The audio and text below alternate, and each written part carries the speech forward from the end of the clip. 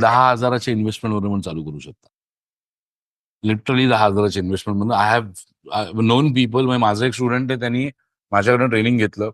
Training घेतल्यानंतर त्याला आम्ही ट्रेनिंगमध्ये हे पण शिकवतो की तुम्हाला जर विदाउट इन्व्हेस्टमेंट चालू करायचं काय करता येऊ शकेल, विथ इन्व्हेस्टमेंट करायचं. ते ट्रेनिंग घेऊन he started his on export import. ज्या लोकांना डॉक्युमेंट्स बनवायचे त्याचे डॉक्युमेंटेशन सर्व्हिसचा बिझनेस चालू केला. Within 3 months he was able to achieve around 1.5 lakh rupees. ते पैसे त्यांनी इन्व्हेस्ट केले त्याच्या ई कॉमर्स बिझनेसमध्ये.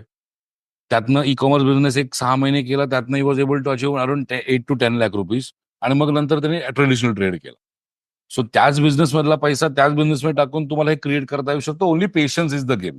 तुम्ही मला माझ्याकडे 10,000ची इन्व्हेस्टमेंट आणि I want 50,000 profit every container, तर ते पॉसिबल नाही होणार. So you have to be ready for that. आणि दुसरं म्हणजे इंटरनॅशनल मार्केटमध्ये काम करतोय, त्यामुळे